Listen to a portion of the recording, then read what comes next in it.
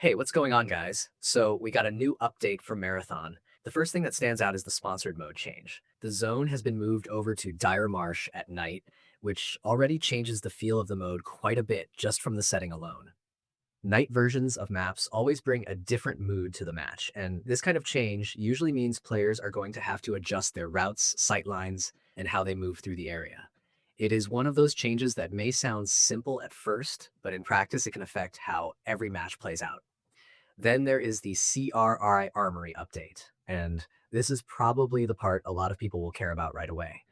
New wares were added, including the deluxe key template, blue backpack, and self-revive. That is a nice little mix because it gives players more options for gear and utility, and self-revive in particular is the kind of item that can completely change how a run ends if things go wrong at the wrong time. On top of that, some of the costs and stock numbers were adjusted too. Lockbox key commendations now cost 7 instead of 10. Reputation pack weekly stock went from 1 to 2, and rotating gray weapon commendations dropped from 10 to 5.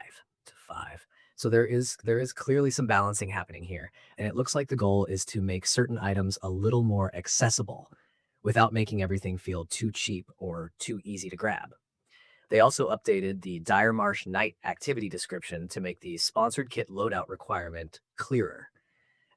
That kind of thing matters more than people think because if players are confused about what they are supposed to bring or what the game expects from them, it can lead to frustration before the match even really gets going. Cleaning up those details is boring on paper, sure, but it makes the whole experience feel a lot better. There were also a couple of matchmaking and delivery fixes that should just make the game feel less messy. One issue could send players into trios even when the UI was showing solos, which is exactly the sort of thing that throws people off and makes them wonder whether something is broken on their end. That has been fixed now. They also fixed a mailbox issue where some messages were not getting delivered at all. That might not sound huge at first, but if you have ever missed an important message in a game because of a bug like that, you know it can be pretty frustrating.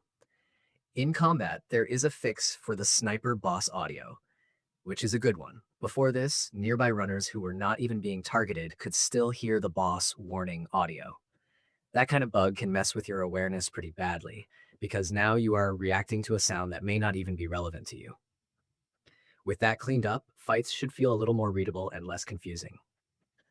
There's also a fix for the triage runner cosmetic. The astrophage style was causing the face to glow too brightly in Dire Marsh at night, which probably looked a bit strange and probably stood out way too much in the dark zone. So that has been corrected too.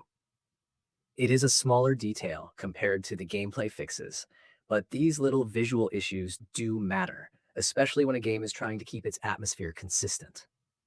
Over in the zones themselves, Dire Marsh during the day had a problem where lockdown activities were not spawning properly in some regions. That has now been addressed, so players should hopefully see those activities showing up the way they are supposed to. And in Cryo Archive, there was a weird interaction where runner models could still trigger tripwires, the green lasers, even when sliding under them or jumping over them. That is one of those bugs that can feel unfair in the moment because you are clearly trying to avoid the trap and still get caught anyway. That should be much more reliable now. So, overall, this update is not about adding some huge new system or completely reinventing the game. It is more about tightening things up, making rewards and stock a bit more sensible, fixing a handful of frustrating bugs, and making sure the zones and modes behave the way players expect them to. And to be fair, those kinds of updates are usually the ones that end up mattering the most in day-to-day play, because they quietly remove a lot of friction. That is really the big picture here. Better clarity, better balance, fewer weird bugs, and a few useful additions in the armory that should give players more to work with.